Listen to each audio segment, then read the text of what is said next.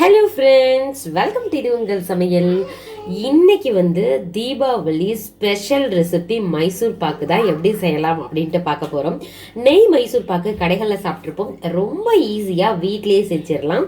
இதுக்கான டைம் ஆகிற செலவுமே ரொம்பவே கம்மிங்க. பார்த்தீங்கன்னா ரொம்ப டேஸ்டியாக கடைகளெல்லாம் கிடைக்கிற மாதிரி வீட்லேயே எப்படி செய்யலாம் அப்படின்னு சொல்லிட்டு வாங்க வீடியோக்குள்ளே போயிட்டு சட்டன் பார்த்துடலாம். ஒரு கடாய் எடுத்துக்கலாம்.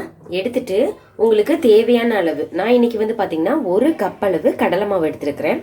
நீங்கள் எந்த கப்பில் வேணாலும் மெஷர் பண்ணிக்கலாங்க, இல்லை டம்ளர் எதுலனாலும் மெஷர் பண்ணிக்கலாம். அதுலேயே தான் எல்லாமே நம்ம கனெக்ட் பண்ண போகிறோம். இதை வறுக்காமல் செஞ்சோன்னா ஒரு மாதிரி வாசனை அடிக்கும். நம்ம வறுத்து செய்யும் பொழுது கடைகளில் கிடைக்கிற மாதிரியே டேஸ்ட்டும் ஃப்ளேவரும் சூப்பராக இருக்கும். அதனால கடலை மாவை நல்லா கொஞ்சம் சூடு மேலே ஏறும் இல்லையா, அந்தளவு வரைக்கும் நீங்கள் இதை வறுத்து விட்டுக்கலாம். கலர் மாறணும் அப்படின்ற அவசியம் இல்லை. நீங்கள் நல்லா வறுத்துட்டு இந்த மாவை நம்ம இப்படி எடுத்து பார்க்கும்போது கை பொறுக்கிற சூடு வரணும், அந்த அளவு இருக்கும். இப்போ நல்லா சூடு ஏறிடுச்சு. இப்போ இதை இன்னொரு பவுலுக்கு இதை ட்ரான்ஸ்ஃபர் பண்ணிடலாம்.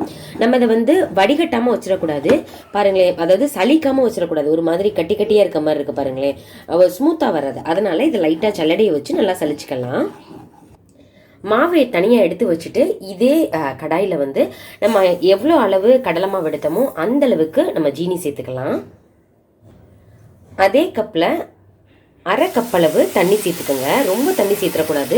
அரை கப்பளவு தண்ணி சேர்த்துட்டு நல்லா கரைஞ்சி ஒரு கம்பி பதம் வரணும். இப்போ நம்ம மாவு எடுத்து வச்சிருக்கோம் இல்லையா, அதை நல்லா சலிச்சிடலாம்.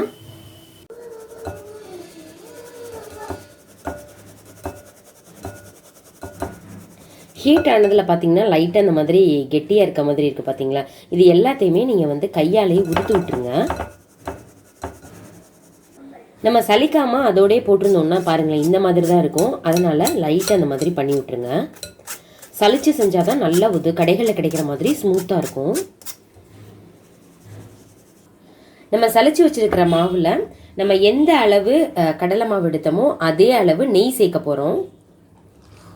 நெய் எப்படி இருக்கணும்னா வெது வெதுன்னு இருக்கணும். ரொம்ப சூடாக இருந்துச்சு அப்படின்னா கெட்டி ஆயிரும் மறுபடியும். அதனால் நல்லா மெல்ட் பண்ணுற அளவு, நல்லா உருகிற அளவு மட்டும் நீங்கள் சூடுபடுத்தி எடுத்துக்கோங்க. இப்போ இதை நல்லா மிக்ஸ் பண்ணி விட்டுக்கலாம்.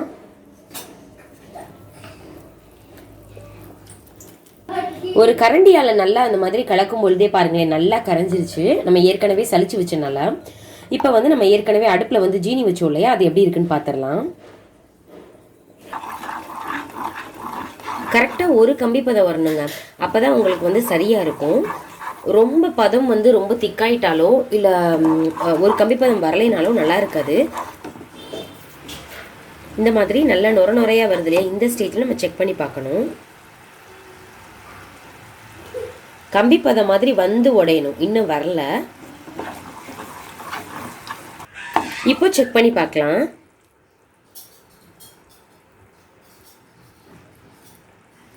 லைட்டாக ஒரு கம்பி பதம் உடையுது பார்த்தீங்களா, இது சரியாக இருக்கும். அடுப்பை லோ ஃப்ளேமில் தான் வச்சுருக்கிறேன். நீங்கள் இதுக்கு மேலே ஹை ஃப்ளேமில் வைக்கக்கூடாது. இப்போ நம்ம ஏற்கனவே கடலை மாவை நெய்யோட கரைச்சி வச்சுருந்தோம் இல்லையா, அந்த மிக்சரை நம்ம இதில் சேர்க்க போகிறோம். கொஞ்சம் கொஞ்சமாக சேருங்க. நம்ம இந்த மாதிரி செய்யும் பொழுது பிகினர்ஸ்க்கு கூட ரொம்ப யூஸ்ஃபுல்லாக இருக்கும். ஏன்னா நம்ம மாவா சேர்க்கும் பொழுது கெட்டியாயிரும். இந்த மாதிரி நெய்யோட கலந்துட்டு நீங்கள் செய்யும் பொழுது எந்த மிஸ்டேக்கும் இல்லாமல் பெர்ஃபெக்டாக வரும். மீடியம் ஃப்ளேம்லேயே இருக்கட்டும், ஃப்ளேமை ஏற்றிட வேண்டாம். மிக்ஸ் பண்ணி விட்டுட்டே இருங்க. இது ஒரு அல்வா பதத்துக்கு வரணுங்க.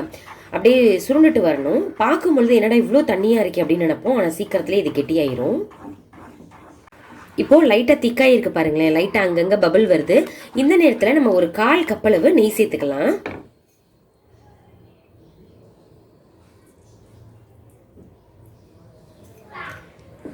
நல்லா மிக்ஸ் பண்ணி விடுங்க. நம்ம நெய் சேர்க்கும் பொழுது தான் உங்களுக்கு நல்லா திரண்டுட்டு வரும். நம்ம கடைகளில் கிடைக்கிற மாதிரி அவ்வளோ ஒரு சாஃப்டாக இருக்கும்.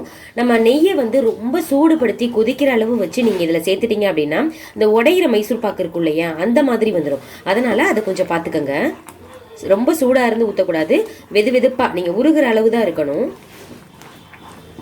இப்போது சேஞ்ச் ஆகிறத நீங்களே பார்த்துட்டு இருப்பீங்க. லைட்டாக திக்காயிட்டு இருக்கு பாருங்களேன். நல்லா சுற்றி இருக்கதை எடுத்து எடுத்து விடுங்க. நம்ம நடுவில் மட்டும் இப்படி மிக்ஸ் பண்ணி விட்டுட்டே இருந்தோம்னா ஓரங்களில் இருக்கிறது எல்லாமே நல்லா பொரிஞ்சிரும். அந்த பொரிஞ்ச மைசூர் பாக்கு இருக்கும் இல்லையா, அந்த மாதிரி ஆயிரும், கிறிஸ்பி ஆயிரும். அதனால நல்லா இந்த மாதிரி எடுத்து விடுங்க. இப்போ ஓரளவுக்கு நல்லா திக்காக இருக்குது. இப்போ இது ரெடி ஆயிடுச்சான்னு பார்ப்போம். நீங்கள் இந்த மாதிரி மாவை எடுத்து ஊற்றும் பொழுது அப்படியே ஒரே ஃப்ளோவாக விழுகணும். இது விட்டு விட்டு வருது பார்த்தீங்களா, இந்த மாதிரி இருக்கக்கூடாது. இன்னொன்று, நீங்கள் இந்த மாதிரி பண்ணும்போது பாட்டம் தெரியணும். இது தெரியல பாருங்களேன், டக்குன்னு இதாயிடுச்சு. அதனால இன்னும் ஒரு 2 நிமிஷம் இதை வெயிட் பண்ணலாம். நீங்கள் மைசூர் பாக்கு செய்யும்பொழுது இந்த மாதிரி ஒரு நான்ஸ்டிக் பாத்திரம் இருந்துச்சுன்னா நீங்கள் அதில் செய்யலாம். இல்லைன்னா பரவாயில்ல, அடி கனமாக இருக்கிற பாத்திரத்தில் கூட செய்யுங்க. இதில் செய்யும்பொழுது கொஞ்சம் ஈஸியாக இருக்கும். அதனால தான். 1 நிமிஷம் ஆயிடுச்சு. இப்போ பார்க்கலாம். பாருங்களேன், நல்லா ஃப்ளோவாக விழுந்துட்டுருக்கு. இப்போ இப்படியும் செக் பண்ணி பாருங்கள். பாட்டம் தெரியுது பாருங்களேன், இந்த மாதிரி இருக்கணும். இப்படி சுற்றும் பொழுது கரண்டியுடைய மாவு சுற்றிட்டு வரணும். அந்த மாதிரி இருந்துச்சு அப்படின்னா உங்களுக்கு கரெக்டான பக்குவத்தில் வந்துருச்சு அப்படின்னு அர்த்தம். இப்போ இதை வந்து நம்ம ஏற்கனவே கிரீஸ் பண்ணி வச்சுருக்க பேனுக்கு இதை ட்ரான்ஸ்ஃபர் பண்ணிடலாம். உங்கள்கிட்ட இந்த மாதிரி கேக் டின் இருந்துச்சுன்னா அதை யூஸ் பண்ணிக்கோங்க. அப்படி இல்லைன்னா ஒன்றும் பிரச்சனை இல்லை. ஏதாவது டிஃபன் பாக்ஸ் இருக்கும் இல்லையா, அதில் கூட நீங்கள் இது பண்ணிக்கலாம். இப்போ நான் அதில் சேர்க்குறேன் பாருங்களேன், அவ்வளோ ஒரு ஃப்ளோவாக வருது. உங்களுக்கு எவ்வளோ அளவு வேணுமோ அந்தளவு இதில் சேர்த்துக்கோங்க. இப்படியே இது நல்லா ஆற விட்டுறலாம். நெய் நல்லா தடவி வச்சிருக்கிறேன். அப்படி தடவுனா மட்டும்தான் உங்களுக்கு நல்லா வந்து ஈஸியாக எடுத்துகிட்டு வரும். சரி, இதை வந்து நல்லா ஆறுனதுக்கப்புறம் நம்ம அப்புறம் பார்க்கலாம். மைசூர் பாக்கு செய்கிறதுல வந்து பதந்தாங்க ரொம்ப முக்கியம். நீங்கள் வந்து இந்த மாதிரி மாவு இருக்கும் இல்லையா, நீங்கள் எடுத்துட்டு ஆறுனதுக்கப்புறம் இப்படி கையால் உருட்டி பார்த்தீங்கன்னா அப்படி உருட்ட வரணும் சாஃப்டாக. ரொம்ப ஹார்டாக இருக்கக்கூடாது. இப்படி வந்துருச்சு அப்படின்னா உங்களுக்கு மைசூர் பாக்கு கடைகளில் கிடைக்கிற மாதிரி பெர்ஃபெக்டாக வரப்போகுது அப்படின்னு அர்த்தம். ஆறிடுச்சு. நல்லா ஃபேன்லேயே வந்து 1 மணி நேரத்துக்கிட்ட விட்டுட்டேன். இப்போ இதில் வந்து லைட்டாக வந்து கட் பண்ணிக்கலாம். உங்களுக்கு எந்த அளவுக்கு உங்களுக்கு ஷேப் வேணுமோ அந்த அளவுக்கு நீங்கள் லைட்டாக இதை கட் பண்ணிக்கோங்க. அவ்வளோ சாஃப்டாக உள்ள போகுது. நல்லா எந்த ஷேப்பில் வேணுமோ அந்த ஷேப்பில் இந்த மாதிரி கட் பண்ணி எடுத்துக்கோங்க. நம்ம கட் பண்ணும்போதே நெய் இந்த பாருங்களேன் வெளியே வர்றது தெரியுது பாருங்கள்.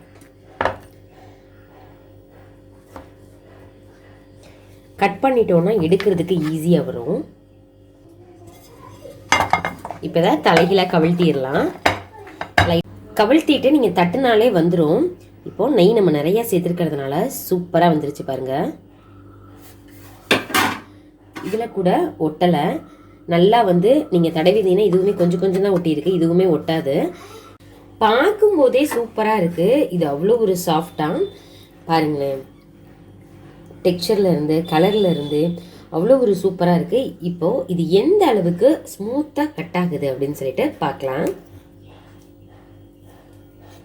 அப்படியே உதிருது. வாயில் வச்சோன்னா அப்படியே கரைஞ்சே போயிடும். அந்த அளவுக்கு ரொம்ப டேஸ்டியாக இருக்கும். பாருங்களேன், கட் பண்ணி காமிக்கிறேன். நெய் மைசூர் பாக்குனா இப்படி இருக்கணுங்க. இதே மாதிரியே நீங்களும் செஞ்சு பாருங்க. இப்படி உடைச்சு பார்க்கும் போதே உங்களுக்கு தெரியும் இது எந்த அளவுக்கு ஸ்மூத்தாக இருக்குது அப்படின்னு சொல்லிட்டு. ட்ரை பண்ணி பார்த்துட்டு எப்படி இருந்துச்சு அப்படின்னு சொல்லிட்டு கமெண்ட் பண்ணுங்க. இதே மாதிரி நிறைய ரெசிபிஸ் நம்ம சேனலில் வரப்போகுது. நீங்கள் சப்ஸ்கிரைப் பண்ணல அப்படின்னா சப்ஸ்கிரைப் பண்ணி வச்சுக்கோங்க. இதே மாதிரி நிறைய இன்ட்ரெஸ்டிங்கான வீடியோவில் பார்க்கலாம். தேங்க்யூ, பாய்.